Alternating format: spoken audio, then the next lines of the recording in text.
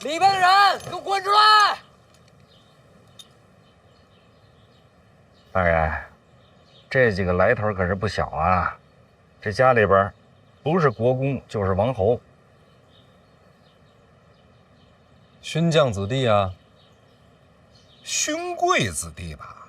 想必也有将门之后吧？这也对，但是在这大庭广众之下，咱不好动手啊。这几个啊，不敢出来，我都给您记着。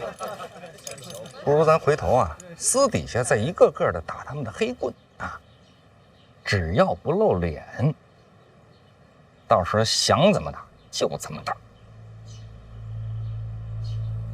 有道理。不过今儿啊，我还就想露个脸。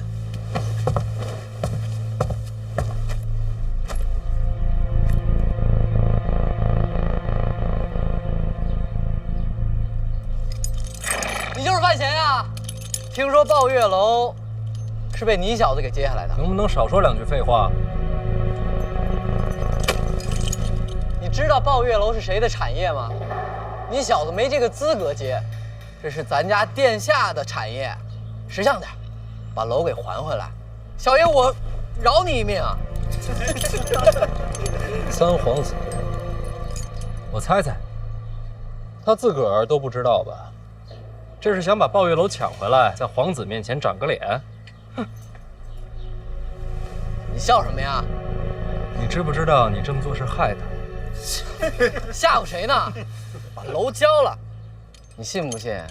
你不交这楼，小爷我今天就能让你死。不信？真不信小爷敢在这儿杀人呀？哟，兄弟们，上！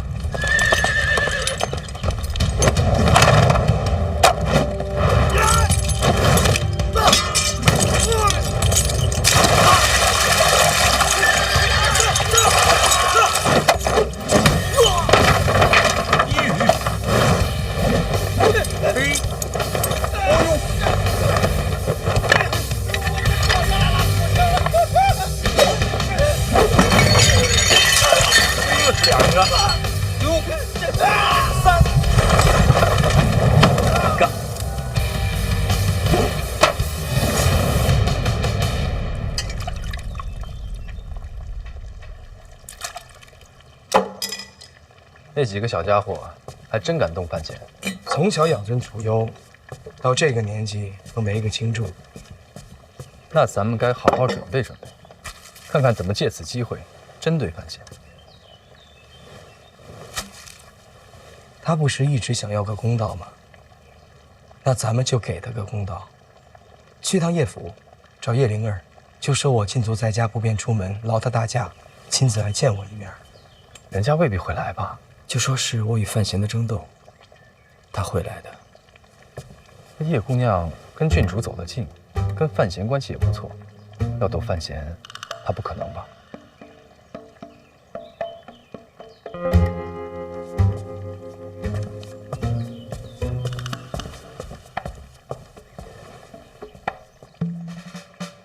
来点人，搬梯子。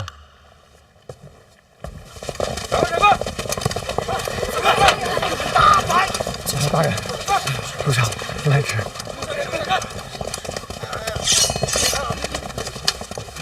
这些人都认识吗？认识啊，这些个家中长辈都是朝中。您确定你认识？属下眼花了。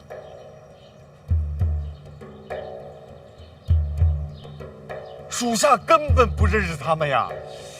这些个家伙，他们身份不明，当街阻拦提私车驾，属下是不是应该把他们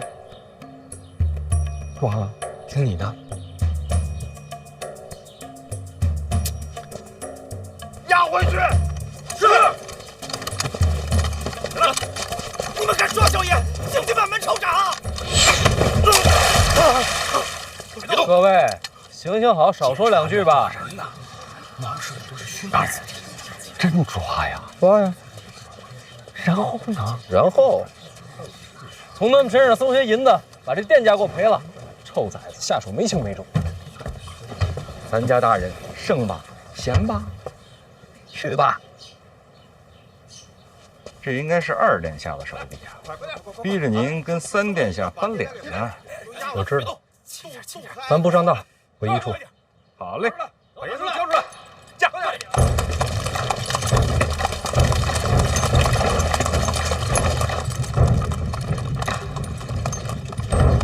王启年，哎，三位大人，不去一处了，进宫。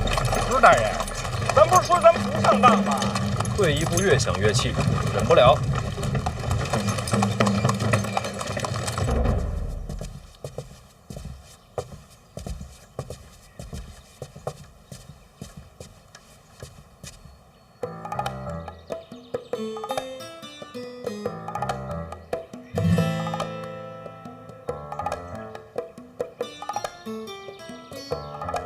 他在上面干嘛？不知道，他平时都这么接待客人吗？不是。那我也要上面。不一定。殿下说也可以不用。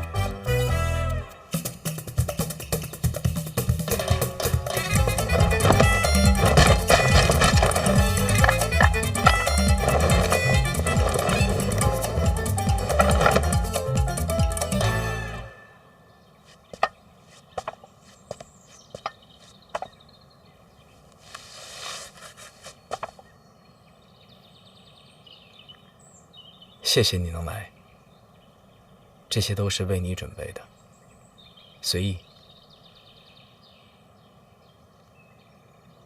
你为什么坐这儿啊？如果我说我跟范闲都是误会，你信吗？你们都闹成那样了，可是我心里还是很欣赏他的。那你跟他说呀，找我来做什么？他不一定会来，误会太深。其实，我对他从来没有阴谋诡计。不信你看我眼睛，我以皇族的尊严发誓。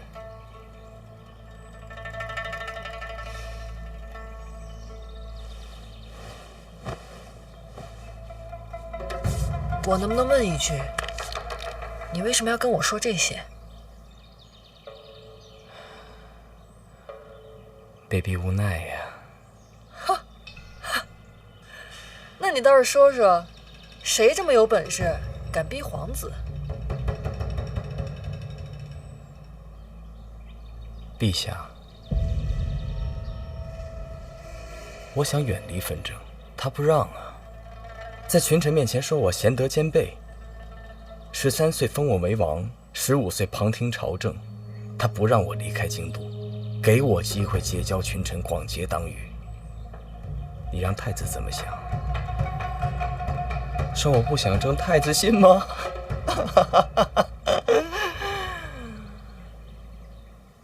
我只能够一步步的往下走，到现在，如果想回头，死无葬身之地。陛下为什么要这么做？让我做太子的磨刀石啊！这种话大逆不道。所以在屋顶上说，没人听得见。你怕别人听见，干嘛要跟我说？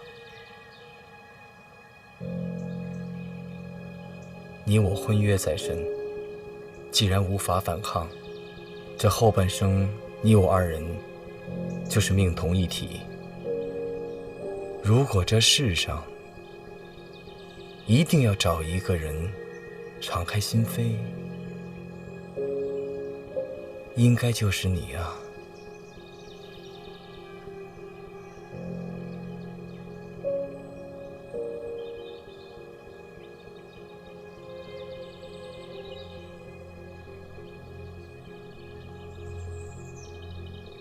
现在你应该相信，其实我对范闲没恶意。等，我有点乱。你跟你的未婚妻敞开心扉，是为了证明你和范闲之间的误会，这是不是哪儿不太对呀？如今我在禁足，怕是除了你以外，没有人愿意见我。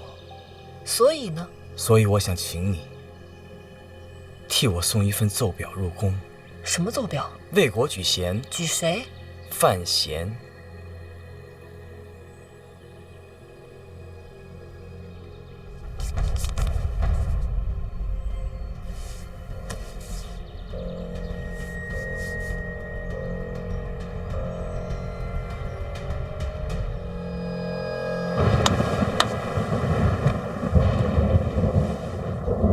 接着说。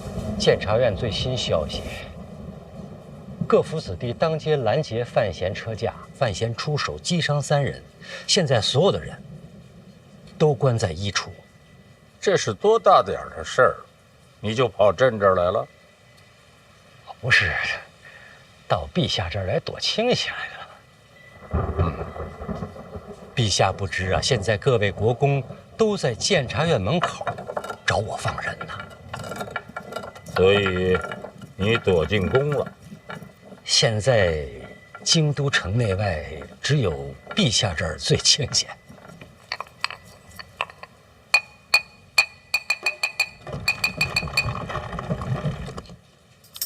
你躲什么呀？陛下，您那可是火药啊！是。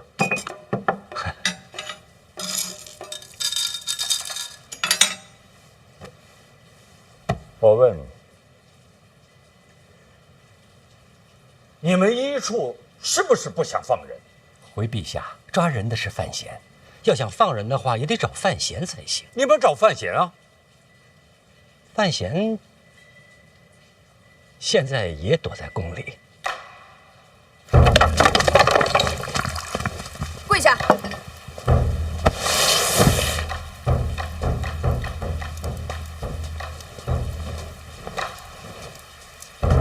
你是抱月楼东家？范思哲才是大东家。哦，那就是有你了。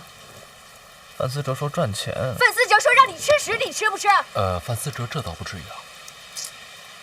你怎么还替孩子说话呢？哪儿帮了？你还敢鼓动各家子弟当街给我来人去？这没有。我再问你一句，有没有？真没有。行，不说实话是吧？来人，去把我那个藤条给我拿过来。娘。来人真不是我干的。刘一，刘一，小淘气，殿下不至于这么糊涂。哎，你说你们几个也是，看把我柳姨气成什么样了，还在这钓鱼，让你拿藤条赶紧拿去啊！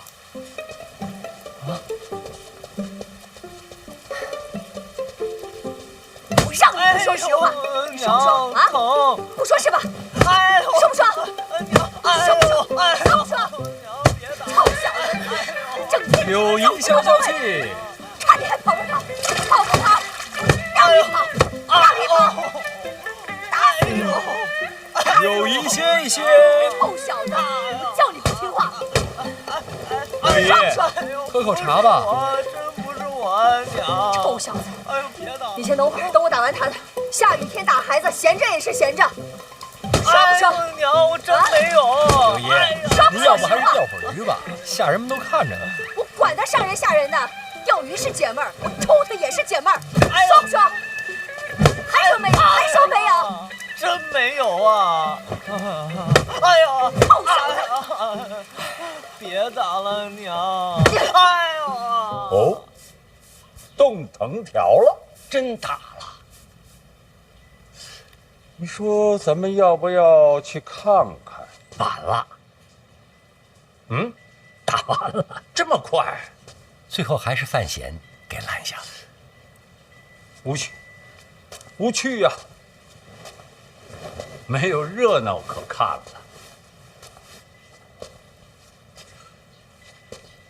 朕想问，为什么宫里的事儿总是你比朕先知道呢？因为监察院就是陛下的耳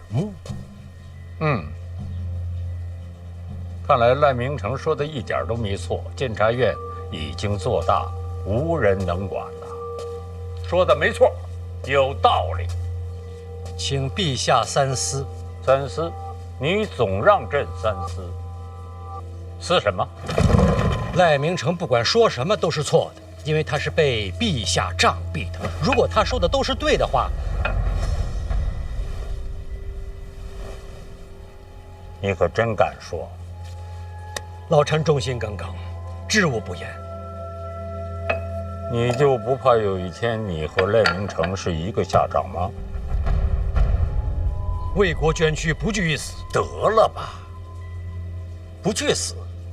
刚才你躲什么呀？陛下，这死亦有轻重之分。朕看最没轻重。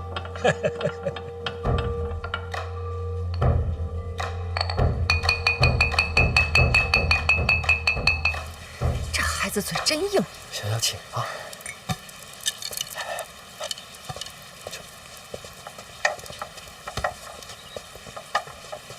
哎，这怎么拿走了？我还没打完呢。哎，刘毅，我觉得那群混小子拦路的事儿，他是真的不知道。我真不知道。这就是有人借机使坏，想让我和柳毅不痛快。以后少往宫外跑，听见没有？哦，贤儿，以后啊，你帮我多照应着。要论亲戚，这孩子还得叫你一声大表哥。柳毅别这么说，殿下是皇子，皇子也得认亲讲理啊。叫人。大表哥。孩子瞧着真喜庆。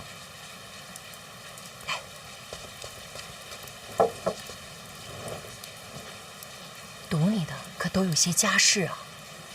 是，府上都有爵位。你都给抓了？都抓了。那可得罪不少人啊。不怕。傻孩子能不怕吗？官场就是人情世故。唉，陛下要我做孤臣，我也只好铁面无私了。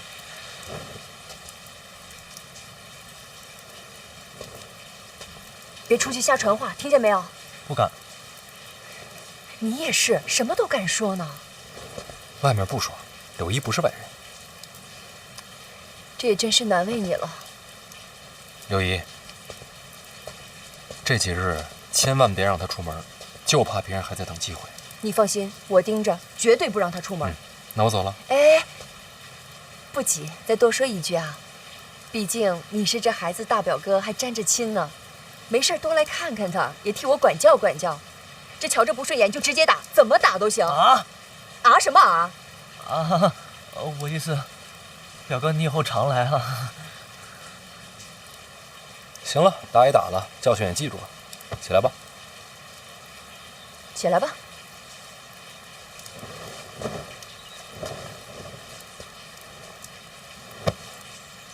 抱月楼还去吗？不去了，我那是被骗的。那抱月楼以后是表哥的。柳毅，那我真走了。哦，对了，宫里送来了一些酸酪，你不是爱吃吗？我差人给你送到府上去。酸酪浓郁可口，柳毅有心了。留下吃个饭再走吧。别了，一堆国公等着呢。贤儿，那你路上小心点啊。好，多谢刘毅。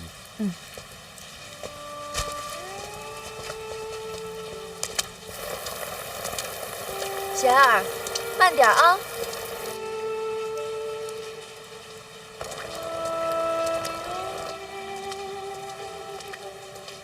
唉，以后常走动吧。跟大表哥，可他还跟二哥在斗着呢。老二都禁足了。我跟你说，往后你能不能求个安稳，或许就看你这个大表哥的了。这次抱月楼的事儿，就是有人故意给你挖坑。这皇宫大内险过深渊绝境，其实娘不希望你留在京都的。你能明白吗？娘，我明白。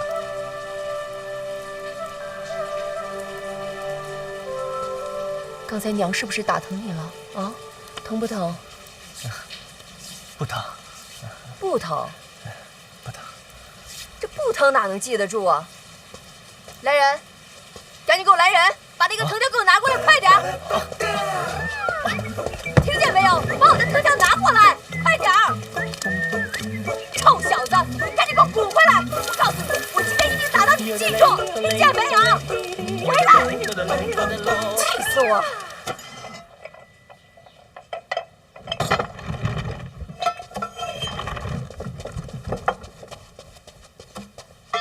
陛下，叶家上了奏书，先给院长看看。不合规矩，你破坏的规矩还少啊！陛下说什么都是对。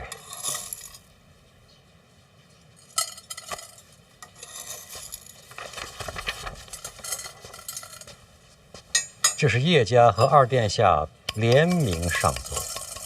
陛下，范闲继承庄墨涵书籍，文才经世，他们推荐范闲作为这届春闱的考官。对这个推荐信你怎么看？二殿下可是真聪明啊！刚刚进族就跟叶家联名上奏啊！叶家什么底呀？叶流云大宗师啊！这联名上奏，日后二殿下依然前途光明。他们的婚约是朕赐的，他再聪明也是陛下给的。你就看出这些？还有，二殿下跟范闲争斗之后，马上上奏举贤，让老臣感动。不谈人事，谈什么呀？朕在想，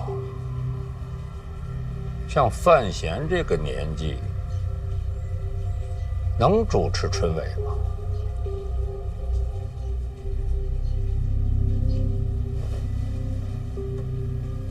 你这是什么嘴脸？陛下，老臣不好说。刚才陛下说不要谈人，范闲恰恰是个人呐。春闱如此重要，老臣不敢僭越，一切还要听陛下定夺。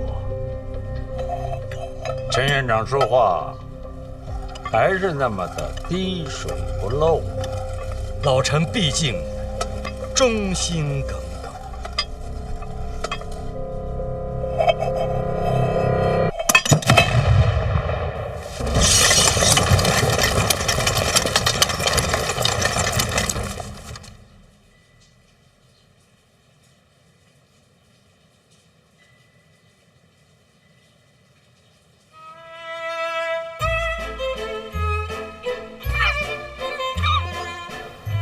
真诚啊！方公子，方公子，陛下口谕。这么巧，我刚准备走，陛下什么吩咐？陛下有旨，春闱将至，范闲兼任四品居中郎。此次春闱，监督胡明抄录。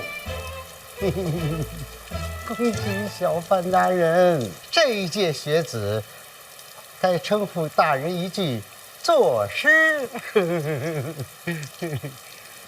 居中郎，这官名有点意思，陛下先取的？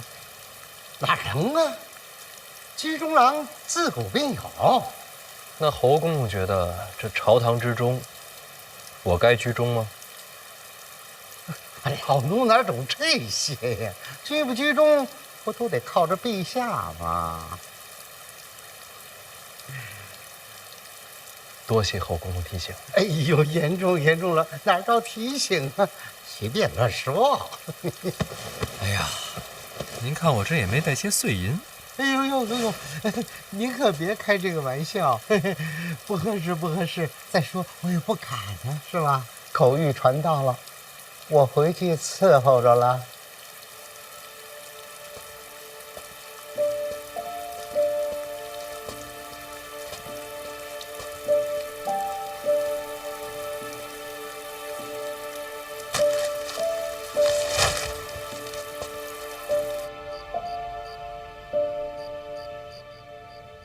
头在动。明明看着我呢。哥，你回来啦？少爷。哎呀，不用跟我行礼。哎，回头跟你娘说一声，明天菜做的清淡点啊。好的，少爷。怎么来我这儿了？是不是下不去手啊？缝好了。缝好了？哥包扎好了。这精神挺好的，缝得不错呀。好歹也是看了这么多医书呢。哦，对了，哥，你那个哥罗芳效果真不错，全程都没醒。你就不害怕？还行吧。你想过万一失败了怎么办？烤了吃呗。有道理。不过你这心态啊，更适合当兽医。不会，跟人看病不会这么想。若若，学医啊，不光是胆大，还得心细手稳。我该怎么做？哎，捏着，放平，抬高。你头发里藏了这么多针，这不显得发量多吗？有道理。别什么都有道理。稳住，不许让它掉下来。然后呢？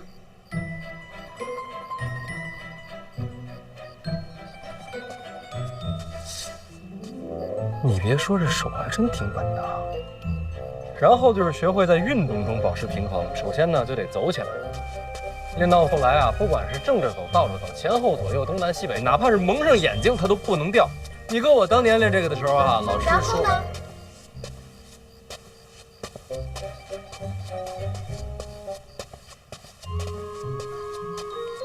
你是第一次练这个？对呀。手这么稳吗？是不是很有行医的天赋？算是吧。哥以前也练过？练过。也跟我一样可以挑着针走来走去？差不多吧。啊，那个若，这不用练了。我跟你说啊，这个啊，这只是第一步，一些皮毛、最微不足道的雕虫小技。学医呢，还是得多读医书，五脏六腑的位置啊，人体穴位啊，都得记牢。然后呢，就是找一个水果。水果？对。拿着水果，不停地割开再缝上，割开再缝上，不停地练习，不光练手稳，也练心细。我记着了。现在要练吗？不急于这一时，咱们今天先到这儿。那我先走啦。哦，哥，我差点又智商盆地了。啊？嫂子要找你。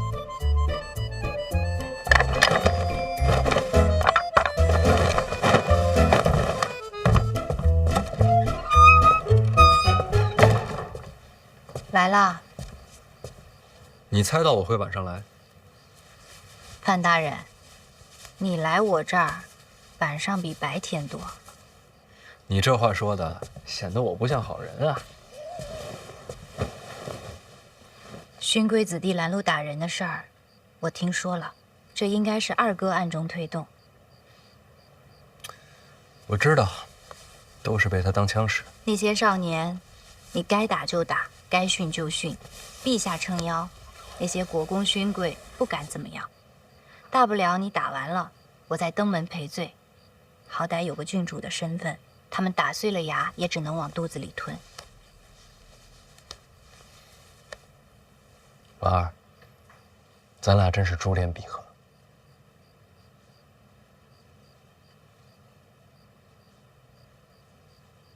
兰人事件瞧着凶险。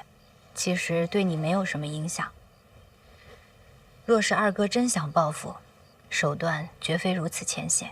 所以你觉得这只是表面的报复，让你安心，觉得他计穷于此。而真正的杀招，暗藏其后。春闱监考才是真正的大事儿。我记得上一次提到这件事儿的，也是他。若二哥真有为你而设的阴谋，春闱就是最好的舞台。春闱科举是全天下文人学子的盛宴，所有寒窗苦读，所有披星戴月，一切辛苦煎熬，都是为了这个鲤鱼化龙、平步青云的机会。未来这段日子，天下人的目光都会集中在京都，所有希望和绝望都会在此上演。你我天生就应该是夫妻啊！所思所想如出一辙，这不是天生的姻缘是什么？你也是这么想的？春闱之后就是大婚，大婚之后我掌管那股财权，要想阻拦我，就只有春闱了。你有应对了？早就准备好了，就等李承泽落子。那你千万小心。不过，斗输了也没什么，大不了咱们弃官不做，游荡天下。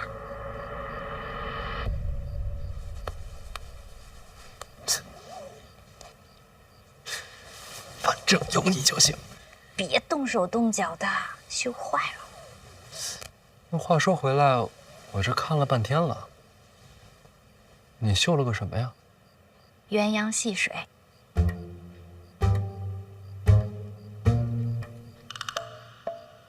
这是鸳鸯。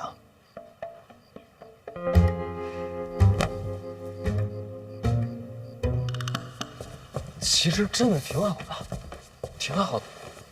别找补了，确实是我的问题。以前学这个吧，就喜欢绣花草顽石，不喜欢绣活物。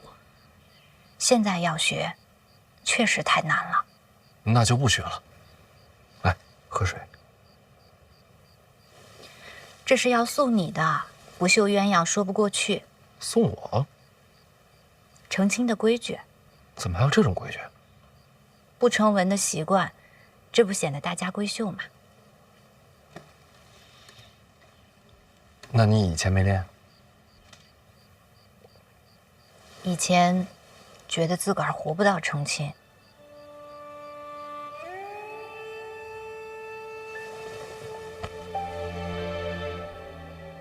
快了，春闱忙完就该成亲了。到时候一定绣成鸳鸯。为什么小的时候不喜欢绣活物啊？帕子里的东西绣得再好，终究是死的，就好像被困在里面了。我从小被关在宫里，染着病，无处可去，看见他们，就想到自己，心里别扭。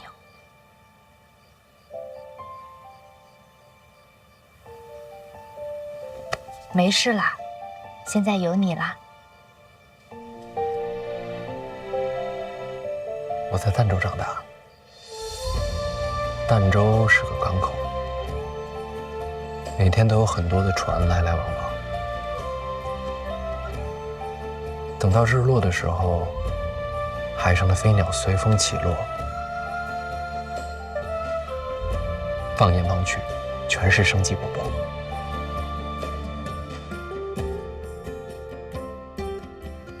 我从来都没有见过那样的景象。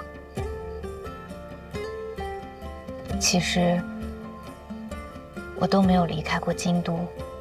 成亲之后，我带你去看。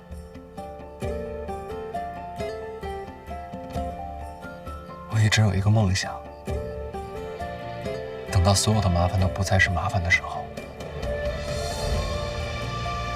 我要带你看遍天下的美景。会有那么一天的。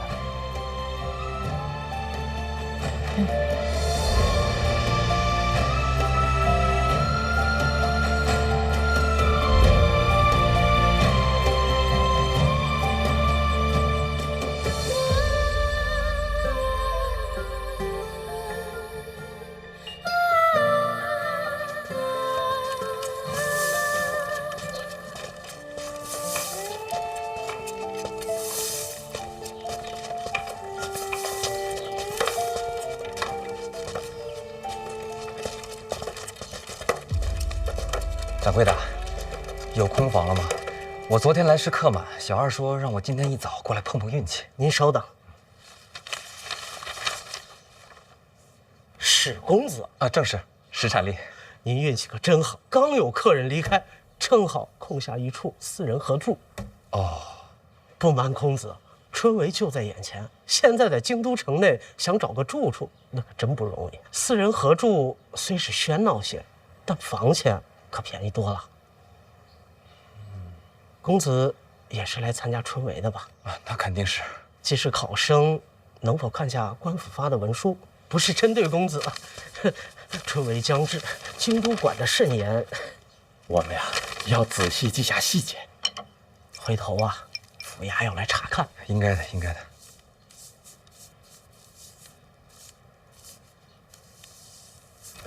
掌柜啊，有没有更便宜的？还要便宜啊？不跟人住也行。不跟人，没有这种房间。那有没有，比如说，你给我钱的那种？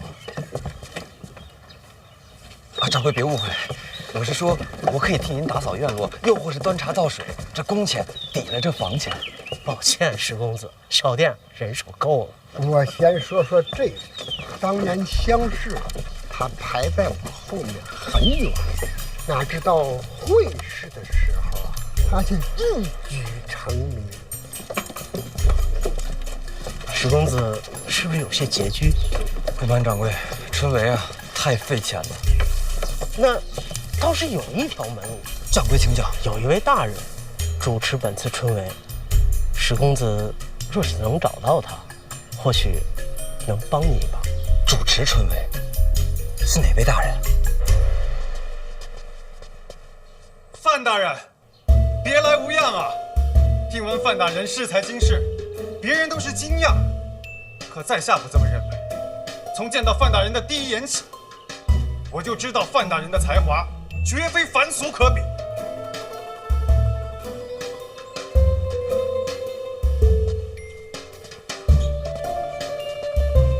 你谁呀？大人，我贺宗纬啊，咱们见过。贺宗纬，有点印象。京都府衙上，你还帮郭宝坤跟我打过官司，是不是你？大人，那都是国家逼迫我的。行了行了，别跪了，我只能假意迎合，其实我心中根本就不耻啊，大人。拉起来，拉起来。行了行了啊，咱起来说。来。谢王大人，那你说你是贺宗纬，但这看着跟以前不一样啊。哎，这相由心生，如今摆脱了郭家，心性已高远，长得豁达了一些。照你这么说，全赖郭家，与你无关。与我无关啊，大人。我这一直想着记录郭家的恶行，就想着有朝一日报与大人，为国除奸呢。那怎么也没报啊？这不是大人的动作太快了吗？这郭攸之都入狱了，而在下也逃脱了魔窟，这一切都要感谢大人。大人就是贺某的再生父母啊！可别，你看着比我老，精神上的父母。你这是认亲来的啊？在下一生所学，都是为了献于庆国，献于陛下，献于大。站住！参加春闱的吧？正是。找我干嘛？拜师啊！大人才华经世，又是贺某的再生父母，我等读书人就是为了忠孝节义。若贺某不来拜师，这天理难容啊！知道我是考官了是吧？绝对不是大人。大人，贺某是真的敬仰大人。大人，你是知道我的，我这个人最重礼义廉耻。若非大人换了旁人，我这说什么我也跪不下去啊！那你倒是站着说呀！我就跪着说，贺某一片赤诚，不知大人是否愿意收孩儿为明灵之子？孩儿愿天天侍奉义父左右，为义父尽孝。这刚才还拜师呢，这会儿都义父了。义父，孩儿飘零半生，孤苦无依，还望义父成全孩儿。大人，赶紧起来！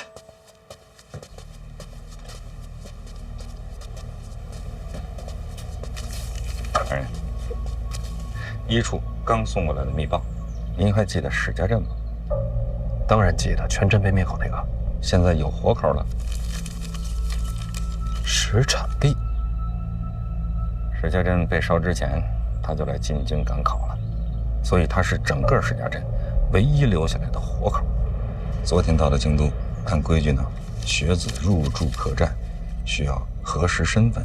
邓子越得着信儿，立刻就递过来。唯一的活口。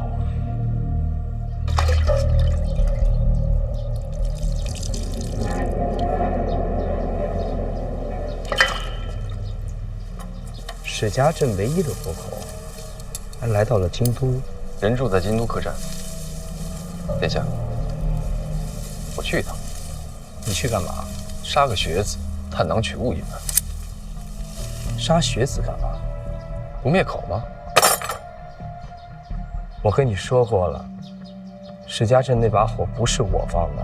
可这终究是史家镇活口，范闲还盯着您当年跟北齐往来的事儿。那更不能杀了。你都知道了，监察院能不知道吗？就让他去查。其实我也想知道那把火到底是谁放的。人在哪儿？同福客栈，医术啊，已经悄悄地把那儿给围了，以防别人暗中动手。邓子越做事还是仔细。等会儿，什么客栈？同福客栈呢？掌柜的贵姓啊？同福客栈，姓童吧？男的还是女的？男的吧。大人要想要个女的，我也可以给您想办法弄。边儿去，我什么都不想要。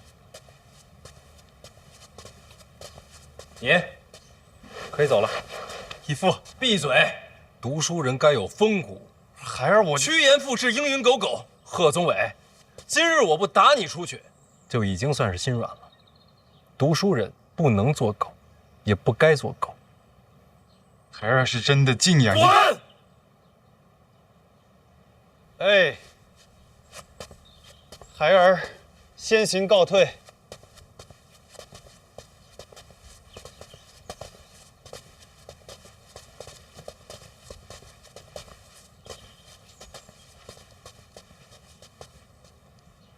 这是来投教您呢。我还是要脸的，这样的人我可不敢收。但愿天下读书人不都是这般货色。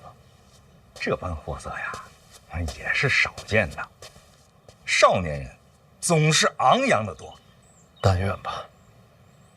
老王，咱们一会儿去一趟同福客栈，啊，见一见那位唯一的活口。史家镇上上下下无数冤魂，能否沉冤得雪，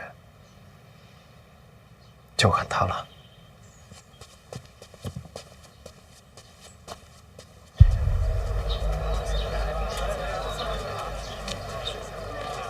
读书人不能做狗，也不该做狗。话倒是好说，可人难做。酸辣，好喝的酸辣。留步。改日再聚。改日再续。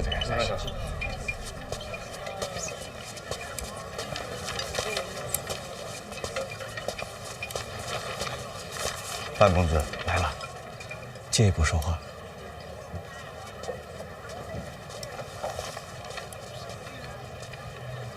大人，石产地住上？正是，住的4人间，同屋还有3位考生，这是姓名。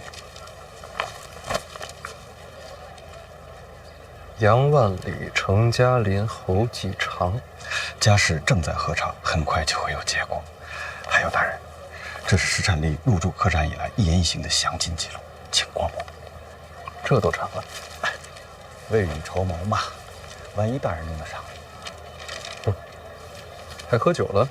与3位考生相谈甚欢，喝了几杯，酒量倒是一般。这会儿人不在客栈？是，人正在考院。离考试还有那么多天，这会儿去考院做什么？在砌墙。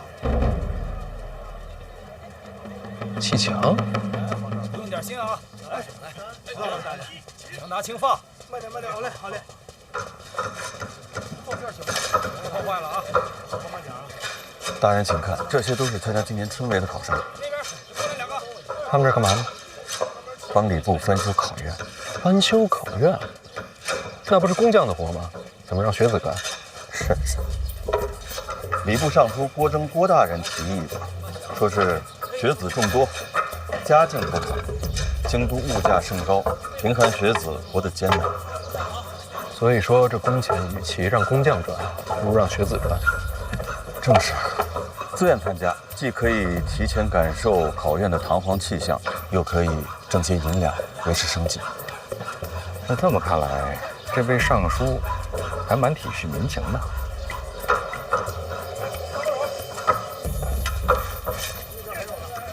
大人，那位就是郭尚书。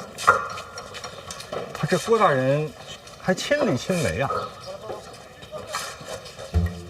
他怎么一动都不动呢？卡那儿了。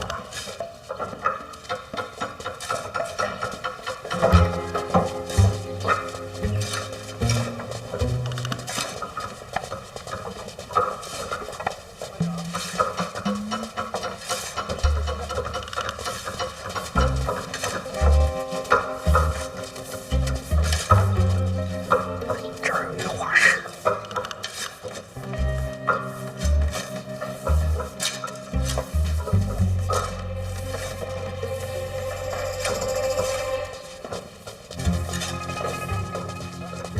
确实啊，翻修考院既是公业之德，自然是要华夏留念。朝中某些大人确实有此雅趣，有点意思。那大人，咱回医书，咱也画一个。石产力呢？大人，那就是石产力。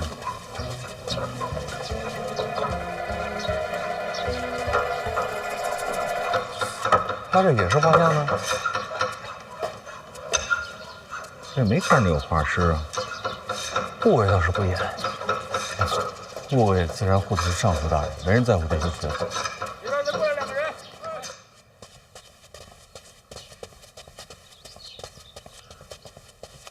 贺宗纬，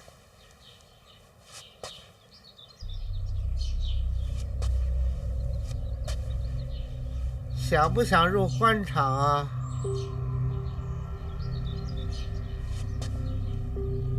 若能出人头地，你可愿以身犯险啊？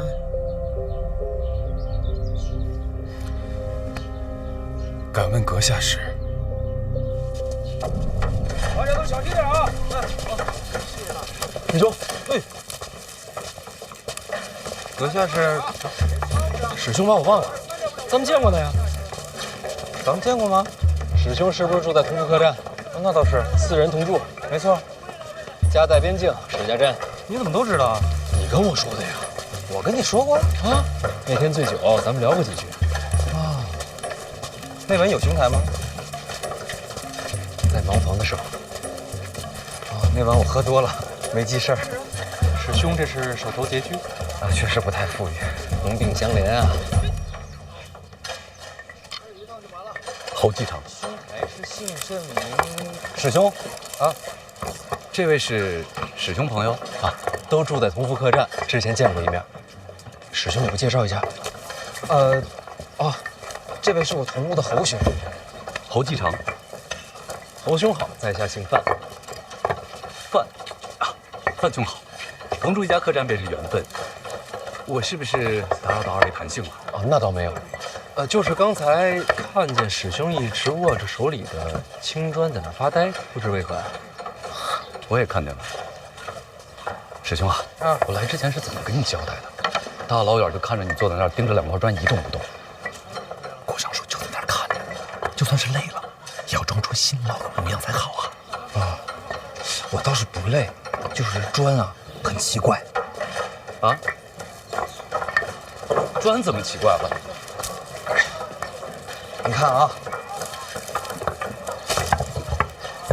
这个是拆下来的旧砖，这一片是要换上的新砖。所以呢，新砖、旧砖，听出来吗？这旧砖听着像角铁。铁，这是上好的金砖，金砖的价格极为昂贵，而这要换上去的新砖，都是非常普通的砖块。哎，还有你们看，这拆下来的柱子，这可都是金丝楠的呀。你再看这要换上去的柱子，啊，这叫什么？这就是木头，太普通了，极为普通。所以我就不明白了，这礼部翻新考院，为何换上去的反而更差呢？师兄如何懂得这些？啊，我家乡都有行商，这些我都亲眼见过，绝看不走眼。师兄，此话切不可再讲。为何呀？考院翻修是由郭尚书亲自建立。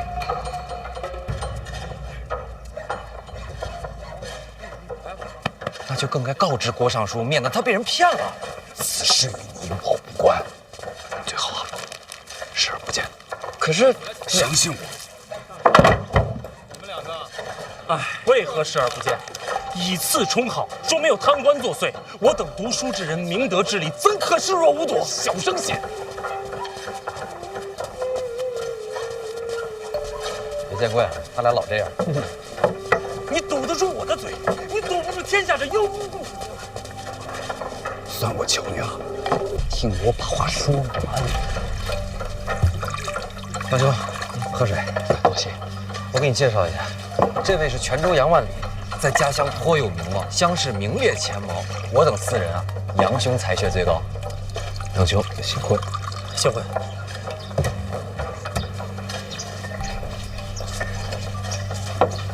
我这就去。你少读些书吧。就算是告发，我们的话谁会听啊？听说小范大人，现在你认识小范大人吗？我可以认识。郭尚书认识小范大人吗？那是自然。你们两人谁和小范大人熟络？郭尚书。人家两人共同掌理春闱，要是早有往来，又当如何？我明白你意思，你的意思是，小范大人和郭尚书沆瀣一气，狼狈。我可没有这个意思。那你是什么意思？我的意思是，忍了，莫再提这件事了。如果这都能忍，那读书何用啊？就算要管，也不是现在。那是何时？杨兄，我问你啊，我们来京都是为了什么？做官。那我们来考院做工是为了什么？也是做官。那你现在做官了吗？没有。要管闲事，就认到我们也是官。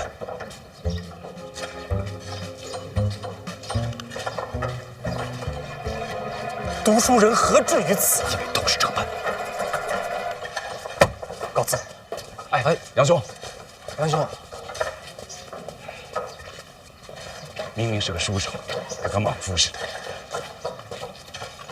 哎，老兄，你刚才说这来这做工也是为了做官，何意啊？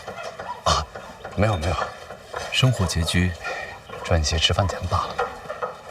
除了钱财，侯兄在来之前还交代过我们这其中的关键。师兄，无妨，师兄都是学子，是懂得分享。侯兄说了，咱们来做工不仅仅是赚钱，也是为了露脸。露脸？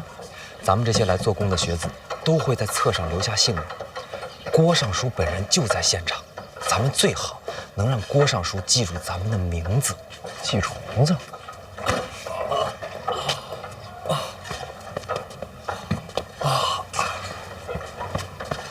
范兄，你看，这么多考试的学子，若能被记住名字，就等于留下了印象。到时候看我们的考卷，说不定就能多看一眼。还是侯兄想的长远。如若不然，我们这些人哪有机会上榜啊？春闱考的不是才学吗？才学没有用，我们身份低微。这跟身份有何关系？范兄有所不知啊，每年春闱有多少学子？怕是成千上万吧。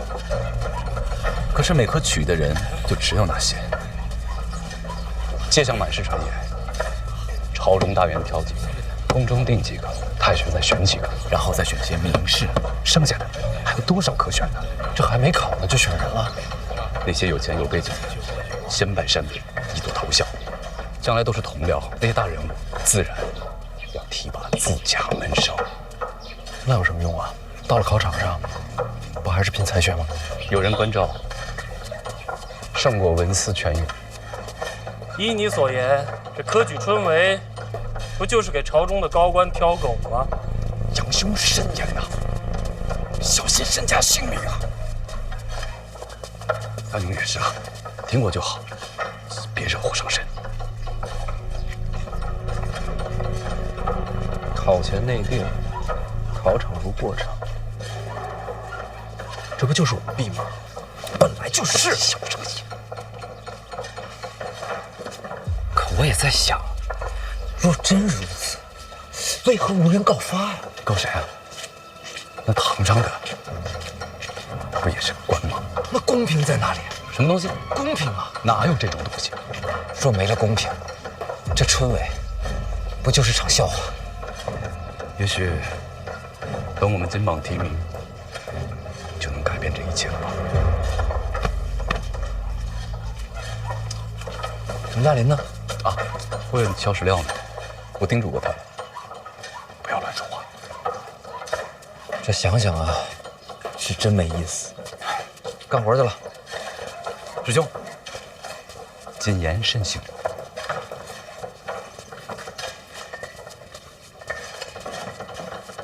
范兄，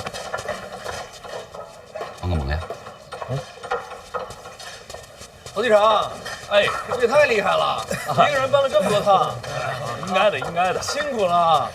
你怎么歇会儿？一上午看你没喝水了。哎呀，没事没事，可不好，应该的啊。不用吗？不行不行，我再帮你多搬几趟。走。好了，好了，好了，要不要？不用了，够了。哎，范兄，来，吃个饼，我就自己吃啊。那行，改天请你喝酒。好嘞，多谢啊。哎。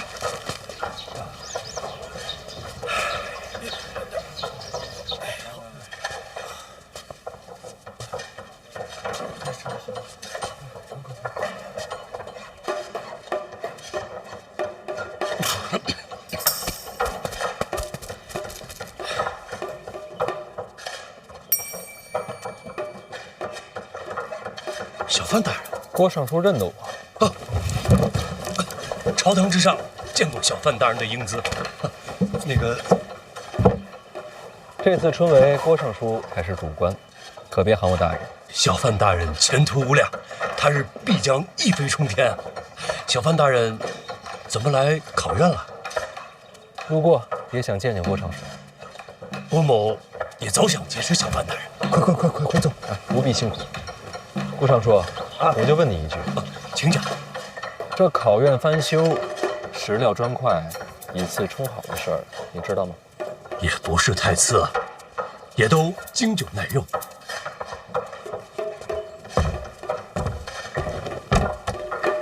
这么说，郭尚书都知情。要说不知道，岂不是儿笑话？这翻修考院，户部可拨了银子。那肯定的，户部不拨银子，谁敢动工啊？经郭尚书这么经久耐用一番，还能剩下多少？应该还有些结余。那些拆下来的金砖和金丝楠也都不便宜，拆下来的砖木都在礼部的库房，结余的银两也都记在账册。郭某知道小范大人有凌云之志，立志要惩贪除奸，郭某是赞不绝口，绝不可能明知故犯。这次重修考院，没有1钱银子进到郭某的口袋，郭某问心无愧。小范大人如若不信，便可细查，咱们礼部配合到底。钱在账册，都在，砖木在库房，绝无缺失。那我就不明白了，郭尚书这么做，图什么呀？郭某既然身为礼部尚书，自然不能尸位素餐。咱们为官之人，就应该多做一些实事。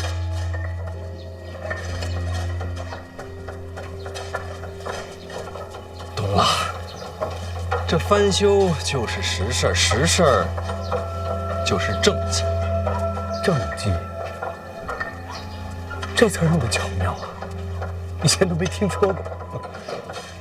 正经，还给自己画了画。哦，证明郭某做过此事，以后也好有个纪念。那省下的那些银子呢？礼部人也不少，拖家带口的都不容易。逢年过节买些酒，买些肉也是应该的。您说呢？库房里的砖木呢？咱们为官清正，各家府里多多少少都有些破败，也要整修整修。用库房的砖木，绝都合规矩的，绝不违律法，都在规矩内。那肯定都在。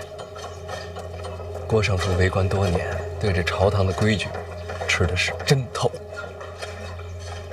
为官清正，但也得活命不是？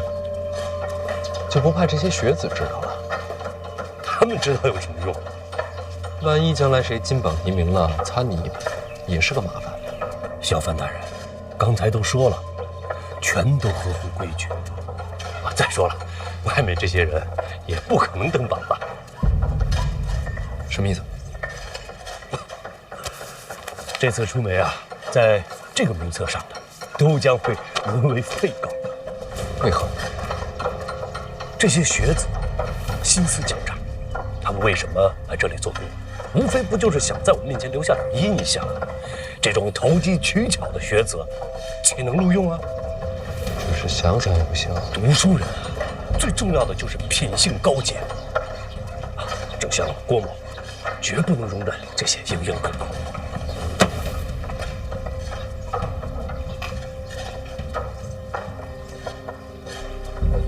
若非门外的学子有大人的恐吓，只是想给这些学子留条活路。小范大人，品性最重要。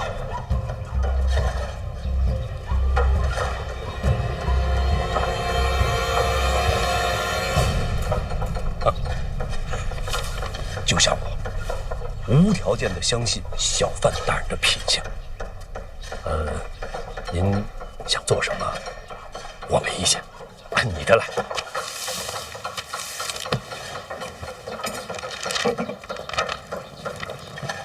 侯继常啊，你可真能干呀！